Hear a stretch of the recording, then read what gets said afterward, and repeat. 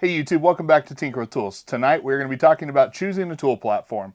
We're going to talk about some of the common mistakes that some people make, how to avoid them, and then we're going to be giving you a few tips and tricks for how to choose the right platform or platforms for you. So let's get right into that on Tinker with Tools.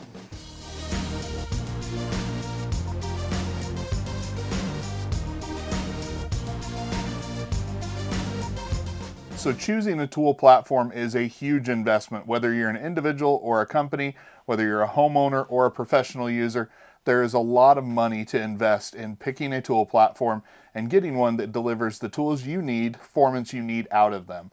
And so I want to cover some of the mistakes that I've made as I've tried to buy into different tool platforms, some of the tips and tricks that I've learned, and then even make some recommendations for platforms that might work for you depending on the type of user that you are. Now, a lot of people will suggest sticking to a single battery platform, and certainly being on a single platform does have a lot of pros. By choosing to be on a single platform, you can save money by not having to invest into batteries and chargers from multiple different companies. You can instead focus on just building out the tools from a bare tool selection, capitalizing on promotions when they come around, and making sure you're getting the best value out of it. By having just a single platform, you're not going to be required to have as many chargers sitting around.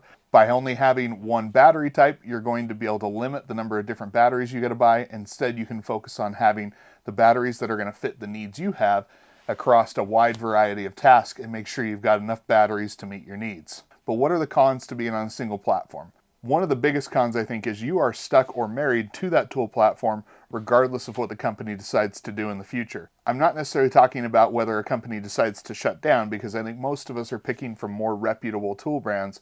But for example, if a company starts going in a different direction than what is pleasing to you, if they start making tools that are bigger or bulkier than what you want to be carrying around, or if they focus on things that aren't important to you, you're kind of left with a company that is going in a different direction than what you want to head in. And so I've had that happen to me personally. I initially liked a tool brand, and then when I started buying into those tools, I kind of found that I didn't really care for some of the ergonomics of them. And so ultimately I made the decision to go with a completely different brand.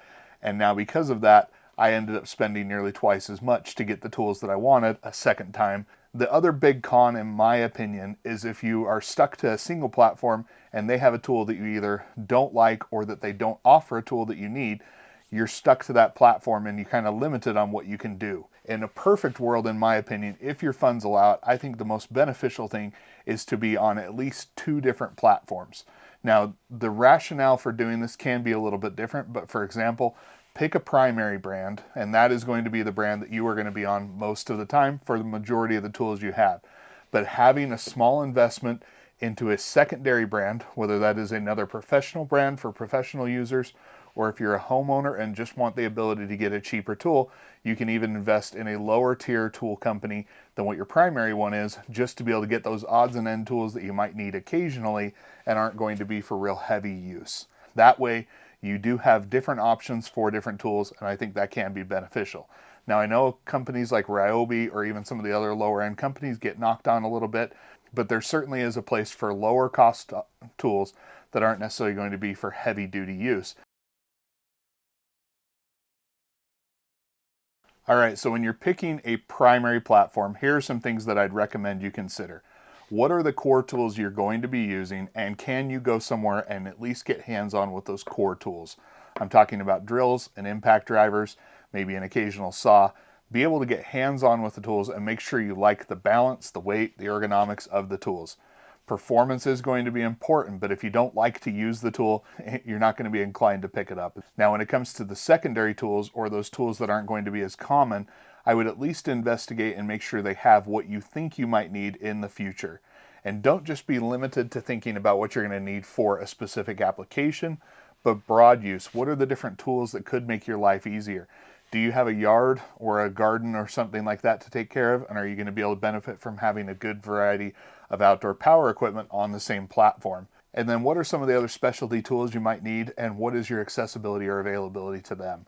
I'm talking about the weird odds and end tools, and that is sometimes where I think a secondary tool platform is beneficial. For example, I don't have a lot of Ryobi tools, but one thing that I do really like Ryobi for is kind of those one-time use or limited use tools that are just going to be more expensive if I buy them with one of my primary tool platforms. Now, when it comes to picking a tool platform for you, that is a deeply personal choice. I would not in a million years pretend to be able to try and pick the exact perfect platform for each one of you, because unfortunately it's going to take a lot of your input and your feel of how you like the tools. One thing I will tell you is part of the reason why I make YouTube videos is so that you do have additional pieces of information to be able to go out there and make the decision. Take in as much information as you can. Make sure you look over that information that we have and reach out and ask questions when you do have them. Now, if you're going to be a professional, I do recommend sticking to one of the more established professional brands. Now, some of the clear frontrunners are going to be Milwaukee and DeWalt. They both offer very established platforms with a pretty long history at this point. It's kind of a less, perhaps obvious option in those professional tools. Makita's LXT lineup does have a wide variety of tools. And although I've been critical in the past about their lack of improvements to their batteries, I do think that they do make a lot of great tools on that platform. And if you like Makita, you're going to know what I'm talking about. They're just really nice tools to use. Those are kind of some of the bigger professional brands. Flex is a new one that I think is offering a lot of great value in their initial offerings. They do have your core tools covered. They do offer some pretty robust performance, and if you don't mind some of the ergonomics of the tool, I do think they're a great option, and they come with a lifetime warranty currently. Now, beyond kind of those initial professional brands, there are still other brands that can offer some professional quality tools, but maybe are going to do so at a lower cost option. In this category, I'm kind of talking about Metabo HPT. Bosch has a lot of great tools, and Ridgid even has a lot of tools that have fairly professional performance with them. And with Ridgid, you can't even get the lifetime service agreement. The difference between that top tier of tool brands, in my opinion, and kind of that next tier is going to be the total number of tools that are offered to you, and not necessarily every tool is going to be a winner. That is more going to be for the professional user. And so I do think that it is still important to be able to be on not just necessarily one single battery platform, but be able to have some versatility there. When it comes to the homeowner, I think there are a whole host of options that are going to be out there for you with some really incredible values on different tool brands. Now, you certainly can go with the professional tools. Some people just like the quality. It's well within your right to go out and choose those. And I don't think it's necessarily bad to like good quality things. But if you're not wanting to spend that top tier or premium dollar, you can go with a bigger selection of different tool brands and perhaps get a lot more value. Ryobi's one I've mentioned that for the vast majority of homeowners is probably going to offer a lot of great tools at a pretty compelling value and be able to get you what you need. Over at Lowe's, you do have companies like Cobalt that offer a pretty wide variety that I think offer decent value. Now, I by no means mentioned every tool brand that is out there. As I've said, picking a tool platform is an incredibly important decision, and one that it's beneficial to have as much information as you can and as many inputs to be able to make sure that you're making the right choice.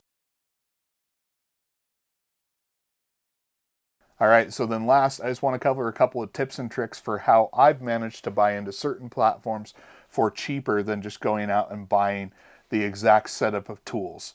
One thing I do like to do is look for the different sales. Now, clearly there are going to be sales throughout the year, but Father's Day, which is upcoming, is a pretty good time to go ahead and buy power tools. Then also, obviously around the holiday season, they do have some pretty steep discounts that you're able to get into. When you're looking at buying in some of these sales though, one thing I want you to be aware of is sometimes a company will offer a special new model just for a holiday season, and that new model might not be exactly what you're looking for. Pay attention to whether it's a brushed or a brushless tool. Pay attention into what generation of tool you're going to be getting. Pay specific attention to model numbers. One time I bought a $300 combo kit thinking I was getting the latest generation of all those tools, and what I ended up actually getting was 2 tools on the latest generation and 5 tools on a previous generation. Ultimately, it kind of left a sour taste in my mouth. That's not the only tool company to do it. They are all out there trying to sell something and offer a compelling value that catches people's eyes and gets them to make a purchase. Just make sure you understand what it is you're getting in the kit and pay attention, especially around those big sales, to those big combo kits that you know the exact models you're getting, and you know if they're brand new tools or if they're going to be maybe older previous model tools. And then kind of the last tip or trick is specifically look out for the promotions where if you buy a combo kit of batteries and then you can get some bare tools for free, or if you buy the bare tools you get the batteries for free. Those are really great deals where you can actually get deeper and deeper into a platform, pick up some of the tools that would otherwise be a little bit expensive for what you're looking for, and actually pick up some additional batteries to build out that lineup. Now, I don't do a ton of tool deals here on the channel. I'll sometimes mention them when I'm doing a video for them. VCG Construction does a lot of tool store walkthroughs, or has somewhat in the past. Mancaver Tools is doing them quite a bit right now. So you can kind of see what's out there, what's on sale, and usually they're pretty good about giving you information as to whether it's a good buy or whether it's a sale that's maybe not worth your time. So pay attention to those. Once again, gather as much information as you can. All right, so there you have it. There's some tips, tricks, and different things I've learned over the years at buying into tool platforms. Not every tool that I buy is going to be the end-all be-all best deal that I have, but I have learned over the years some ways to make sure that I get good value and that I'm on the platforms that make most sense to me. Now, as a tool reviewer, I obviously have way too many tool platforms, but one thing that's nice about that is I can give some context as to how different platforms compare to others. So once again, if you have questions, don't hesitate to ask. I appreciate all the support we've seen on recent videos, so if you do like the video, go ahead and hit that like button. And then, as I mentioned in a couple of previous videos, we are going to be doing a giveaway very soon. I'm just trying to finalize some of the details for a Flex drill driver kit that you're going to want to stay tuned for details on how to win. So please stay tuned, and I'll have more information on that in coming videos. As always, thank you for watching, and until next time, I'll catch you on Tinker with Tools.